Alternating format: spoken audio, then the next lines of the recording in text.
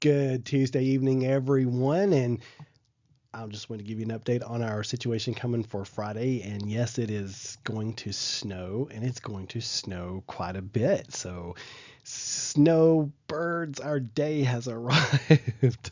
Yeah.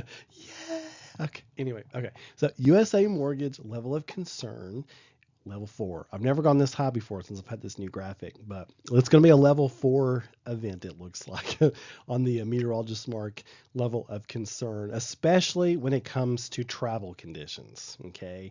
We'll talk about the time frame for that here in just a minute, but Friday will be a meteorologist mark weather alert day for sure. And Saturday will be as well.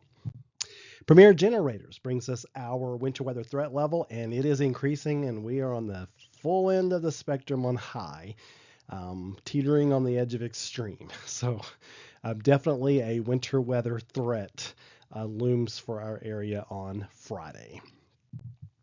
So, M&M's forecast snowfall totals. I have wrestled with this a little bit this evening, but we're landing on 3 to 5. Okay, that's a solid forecast. I feel like at this point, I did wrestle with higher amounts, but this far out, I'm not comfortable saying anything more because things can change. The low could track a little farther to the south. That is definitely possible.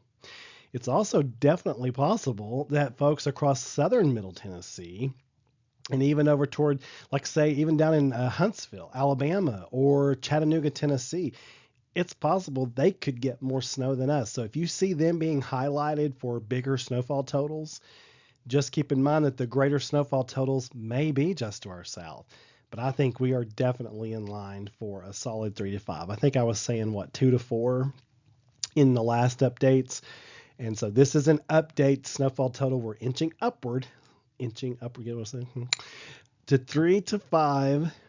I don't see this coming down.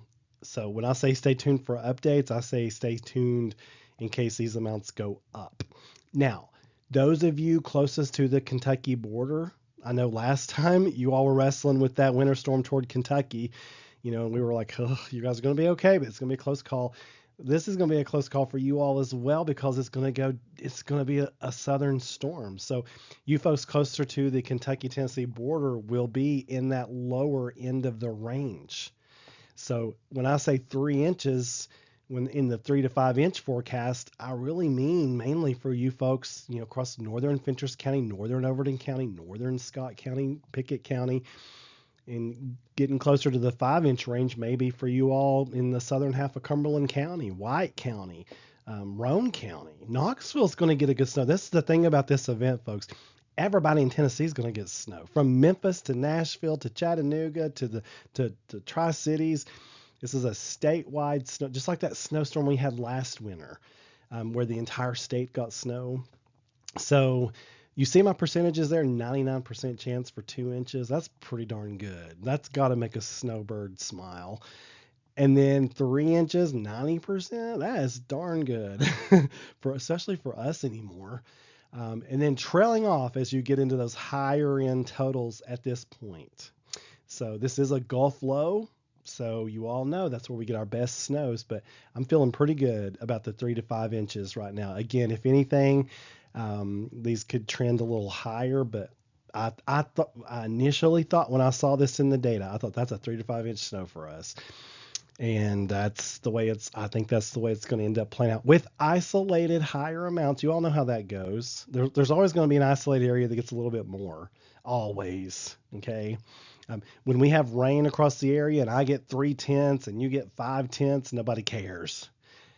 In snowfall totals, that's 3 inches versus 5 inches, and everybody cares. So there will be those isolated areas that get just a little bit more. So, but again, stay tuned. This is still Tuesday night, but we're getting really close. We're getting more and more confident with this forecast. M&M snow day forecast for Friday. You ain't going to school on Friday. But don't tell Mr. Step. I don't make that decision. I'm just saying, going by what I've seen, I don't think you're going to school on Friday. And I also, pretty sure you're not going to school on Monday.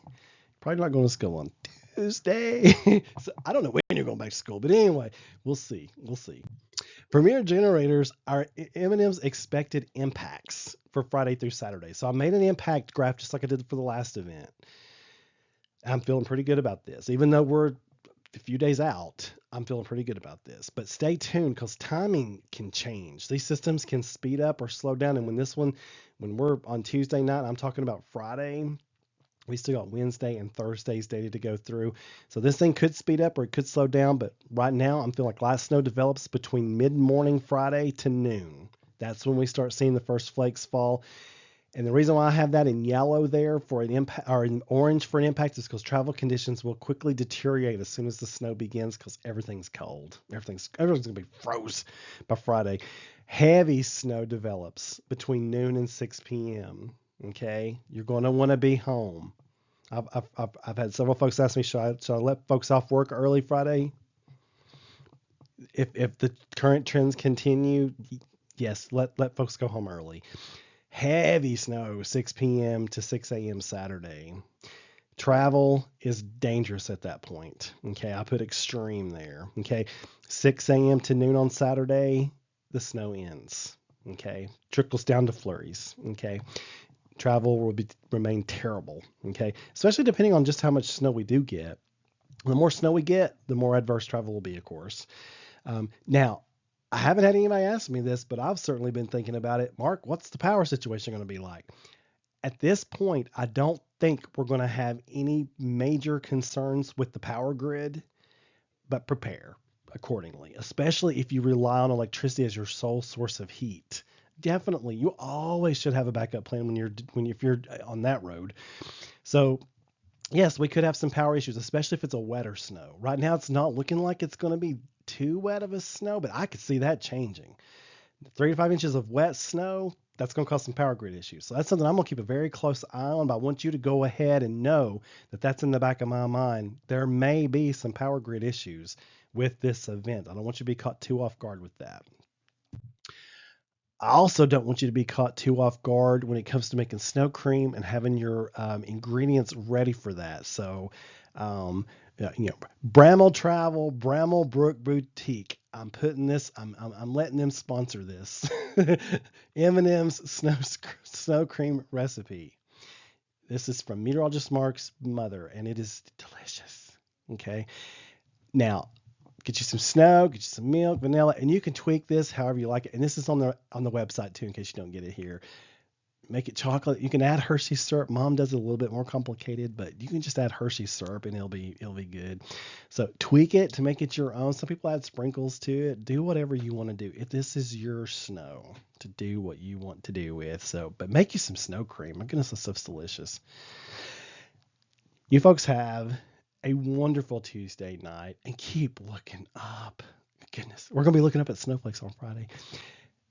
And to stay up to date with it all, download that Meteorologist Smart app. It's free and you get to stay up to date and you can use that thing, and that thing comes in so handy. Or follow the website or just keep checking back. Just keep it right here though, Meteorologist Smart.